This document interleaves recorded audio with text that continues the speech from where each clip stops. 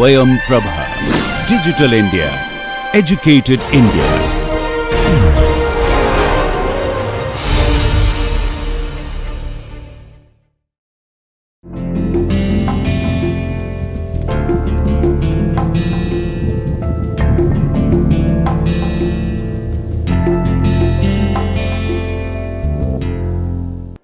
Welcome back to the course Mechanics of Solids. So, in the last lecture we started the new topic, that is the torsion or the twisting moment in the circular cylinder member, right. And there the important conclusion we had drawn, if you recall, that the important conclusion was that based on your symmetry argument, right, the plane section remain plane, right, that is the first argument or the conclusion we had drawn.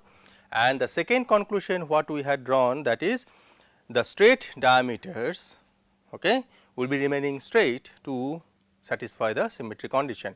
So, based on these two conclusions, ultimately if you consider a circular say cylinder member, okay, so I mean in that situation under the action of twisting moment, say MT, like whatever is shown in this figure, okay.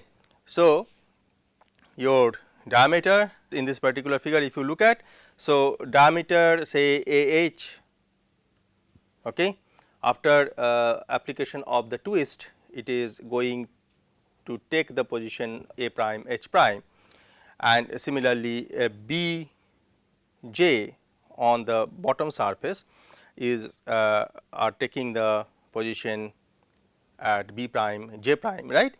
So, I mean you see this AH was the diameter before application of the twist, and after application of the twist still it is a straight line A prime H prime. So, it is not a curved one, because curved diameter has been ruled out, right, based on the symmetry argument whatever we had drawn or whatever we had concluded in the last lecture.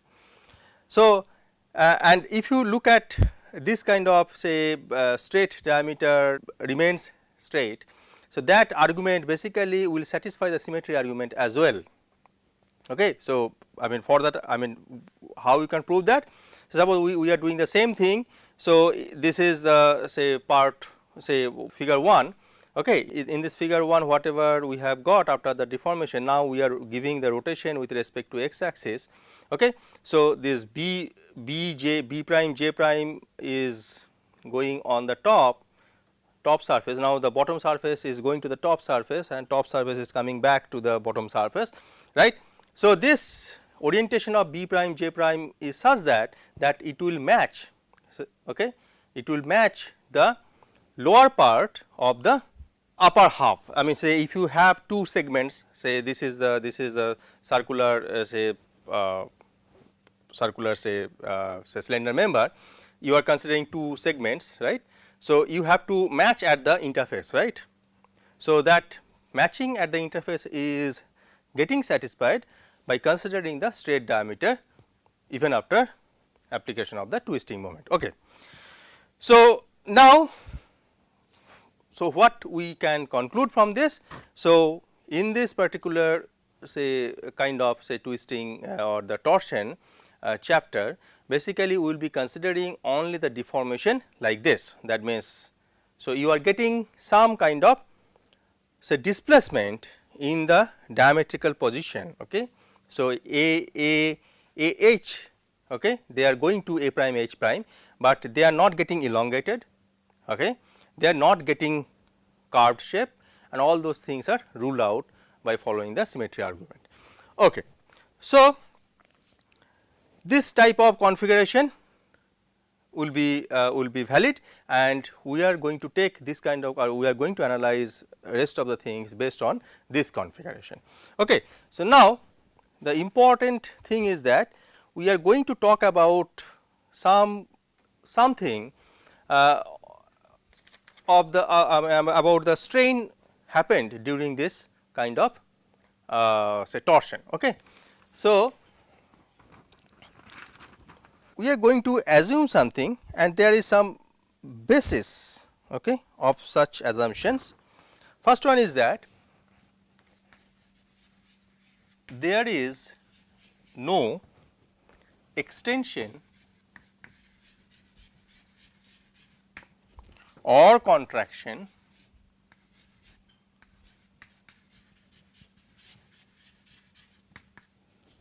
in z direction. What does it mean? So, as I told you, the z direction is, say, if this is my say this, you can consider this chalk as one of the circular slender member. Okay. Now, I am applying the twisting moment here. So, the z is the vertical direction, okay, along the axis of the slender member. Now, the statement is, I mean, that is quite obvious, right. If you consider a small strain problem, right, if you are giving the small strain, okay, in the z direction you will not observe any elongation or contraction in this member, right. If you apply some twist, are you getting any elongation or contraction in this chalk? No, right. So, therefore, in the z direction there is no extension or contraction. So, if that is so, then what we can assume? We can assume that the strain in the z direction is 0 simply. So, that tells me epsilon z is 0. Agreed? Okay. Now, the second assumption, that after deformation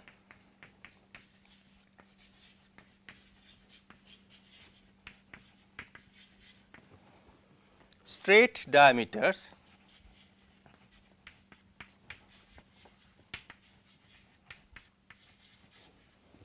remain straight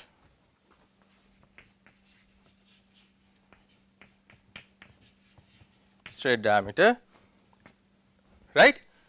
Already we have seen from the symmetry argument that the straight diameters remain straight even after deformation. So, if the straight diameter remains same, okay, remains straight, okay, even after deformation, then basically if you look back this figure, this AH was the diameter initially, right. Now, this AH is, I mean, this diameter is taking the position A prime H prime. Now, what you can conclude from that? So, AH is nothing but equal to A prime H prime. What does it mean then? That means the straight diameter remains straight, that is fine, but there is no change in length in the diameter, because we are dealing with the small strain problem. So, therefore, we are not considering any change in length in diameter. That means the deformation, okay, is not happening in the diametrical direction. Therefore, what we can conclude from that? So, that is epsilon r is 0. That means, in the radial direction your strain is 0, because diameter is not getting changed. Okay. Then the third assumption is, if the diameter is not getting changed, if your strain in the radial direction is 0, then we can say, therefore, whole circumference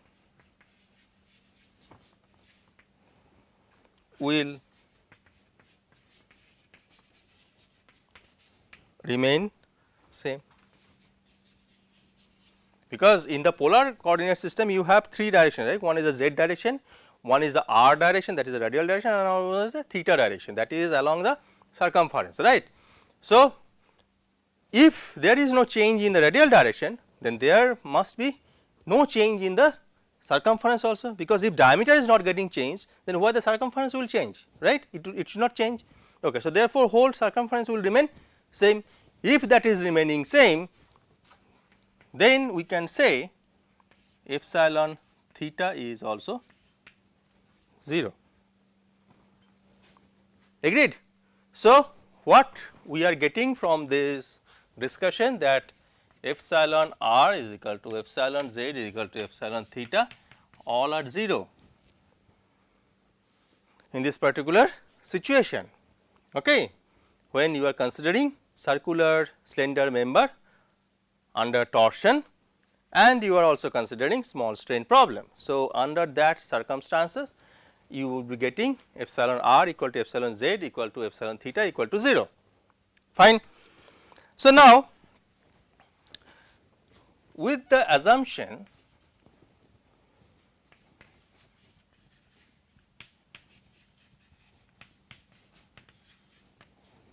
that extension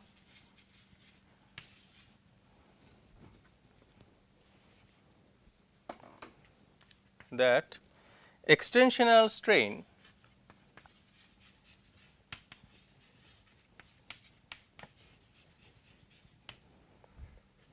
vanish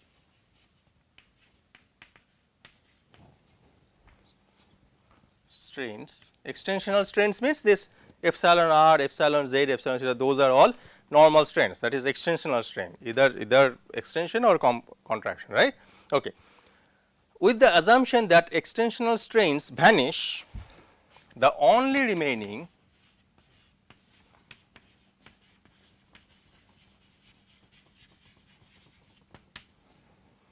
possible mode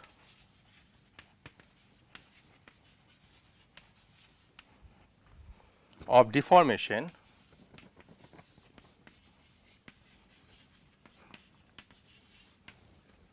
is one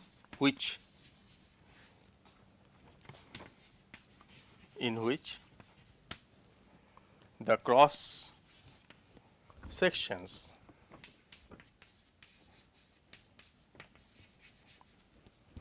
of the shaft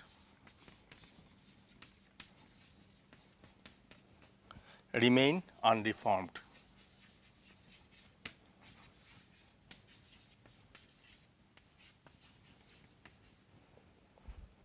But rotate relative to each other. Okay. So, this we can conclude from this discussion that with the assumption, because we are assuming this. So, because these are the things, these are the basis of those assumptions. Okay. With the assumption that extensional strains vanish because epsilon r, epsilon z, epsilon theta all are 0, the only remaining possible mode of deformation is one in which the cross sections of the shaft remain undeformed, okay, but rotate relative to each other. Now, what does it mean? Say extensional strains are 0, that is fine, but only thing you see here, actually you are not getting any deformation in the diameter, right. So, diameter is not getting any change, right. AH remains equal to A prime H prime. So, therefore, what is happening actually that your deformation I mean the shaft remain the cross section of the shaft remain undeformed, right. Cross sections of the shaft remain undeformed. I mean it is not happening like the circular cross section is becoming elliptical, okay, after the deformation, it is not happening like that. The cross sections remain undeformed. Only thing happening that the rotate relative to each other, that means A point is going to A prime point and H point is going to H prime point. Similarly, B point is going to B prime point and J point is going to J prime point. That means the points on the circumference are only changing with respect to each other, that is all. This is the kind of strain or the deformation you are getting in the material, okay. So, your cross section is not getting changed, cross section remains circular, and if I mean not only circular, because your epsilon r is 0, therefore, you are not getting any change in the circumference, that means the whatever diameter was there initially, that will be remaining same, and at the same time the circular cross section will be remaining circular, okay, because it will not be becoming as elliptic cross section, right, that is ruled out, okay. So, now if we look at this figure and if we try to analyze the free body diagram, So, if you look at this figure, the bottom section actually, this is one segment, okay. We are taking one segment from the circular shaft, and this is the say depth of the segment delta z, fine. Now, what I am saying, the rotation of due to the application of the twisting moment, the rotation of the bottom section is say phi, okay. This is the say initially it was here and after that it is going here, right.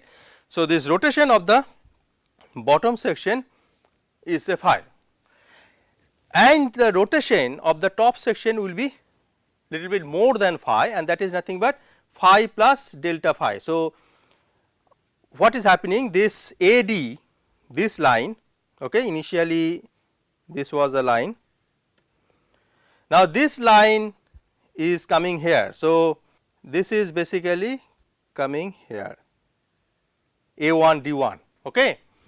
The AD is taking the position A1 D1. So, D1 from D to D1 the rotation is say phi, whatever we have just talked about, and the rotation between A point and A1 point is nothing but phi plus delta phi, agreed. So, the top section will be rotating by an amount phi plus delta phi. Therefore, the relative rotation causes the rectangular element. So, earlier this was a rectangular element, say this say EF. So, the relative rotation is causing that is rectangular element EF. So, this is the rectangular element EF GH. So, if you see this rectangular element is becoming one parallelogram EF1 G1 okay H1. So, this relative rotation is making that rectangular part EFGH to a parallelogram E1 F1 G1 H1. Now, in this part if you look at, okay, the originally right angle, okay. So, now the originally this was a right angle, right, EHG. So, this was originally a right angle EHG, angle EHG, it was 90 degree, okay. Now, after rotation, after this relative rotation, what is happening? Now, it is taking E1 H1 G1, right, and that is nothing but some acute angle, not, it does not remain 90 degree, agreed, because the rectangular portion EFGH is becoming the parallelogram, and therefore, this angle if you try to visualize this angle E1 H1 G1, that does not remain 90 degree, that becomes some acute angle which is less than 90 degree, because some shear strain is happening. Now, what is the magnitude of the shear strain? As you know, that is the change in angle, right. So, therefore, I can write, because and that is happening in theta z plane, if you see that is happening in theta z plane. So, therefore, I can write gamma theta z, that is the strain in theta z plane, okay, that is simply equal to limit del z tends to 0 E naught E1. If you look at the figure, you will get it. What is E naught E1? That is the part which is the extra or the additional part due to the rotation at the top section, okay. So, E naught E1 by H1 E naught, agreed, okay. So, this part can be written as E naught E1, if you see, and the radius, okay, is nothing but r, that is shown here. So, if I consider this circumference, the radius is r. So, r into delta phi is nothing but E naught E1. So, r into delta phi is E naught E1 divided by delta z. H1 E naught is nothing but the delta z, that is the depth of the section, okay, in the z direction. So, that gives me, in the limiting condition, that gives me r d phi dz. Very important relation we have established between the shear strain and the radius of the slender member. Okay. Now, if you look at this d phi dz, there is some special thing for the d phi dz. Now, what is that? So, d phi dz is nothing but the twist, okay, per unit length, is not it, twist per unit length, and that is always constant, because the thing is that we are considering the isotropic material, we are considering small strain.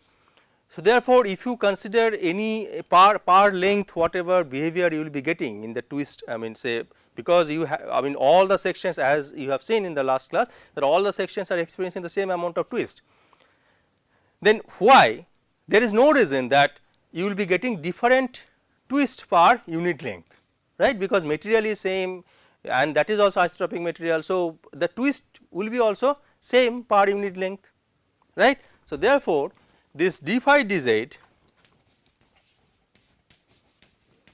is a constant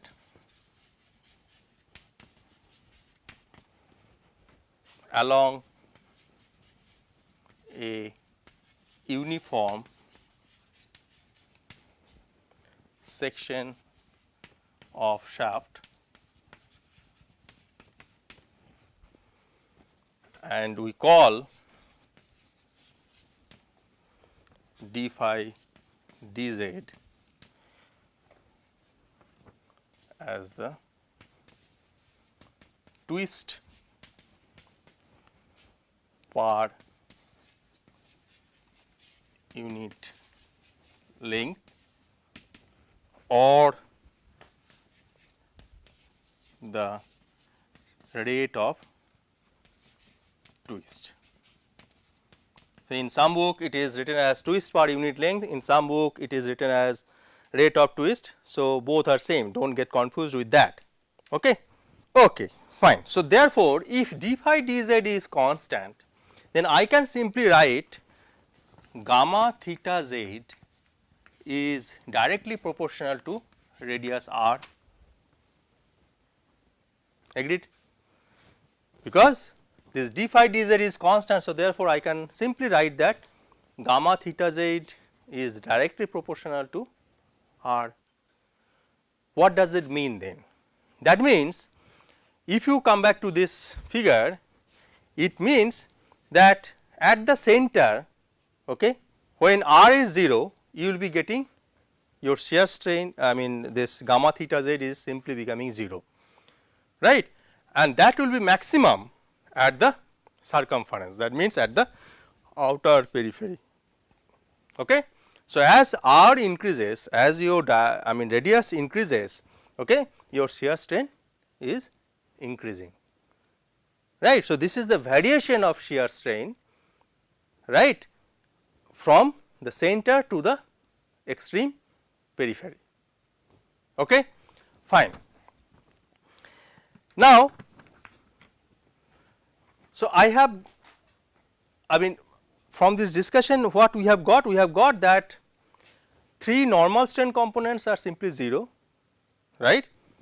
One shear strain component, that is gamma theta z, is nothing but r into d phi dz, that already also we have established, but other 2 shear strain components we need to specify or we need to find out, right. Now, those are basically, since for those actually shear strain components we can conclude something, okay. You can see that since right angle DHG, you just look at the figure, remains right angle D1 H1 G1 after deformation. Therefore, your gamma r theta is simply 0 because there is no change in angle. Now, what did I say? DHG. Okay. So, DHG. So, this angle remains 90 degree in the deformed shape also, right. There is no change in this angle. So, therefore, there is no shear strain, right. So, gamma r theta will be simply 0. Okay. Similarly, again for small deformation problem, right angle EHD remains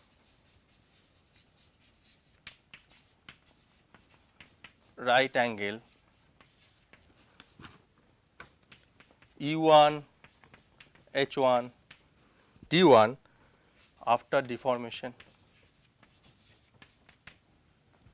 right. Therefore, there is no change in angle. So, therefore, we can simply write that is your gamma RZ is equal to 0. Now, what is this EHD angle? So, this is nothing but this angle, right. This angle remains unchanged in E1 H1. Okay. So, that will be remaining 90 degrees. So, therefore, there is no change. So, we have got all the strain components for this circular shaft, okay, under small deformation condition. So, we can simply write down epsilon r is equal to epsilon theta is equal to epsilon z is equal to gamma r theta is equal to gamma r z equal to 0. Okay, fine. And only existing strain components, that is gamma theta z, is nothing but r d phi dz.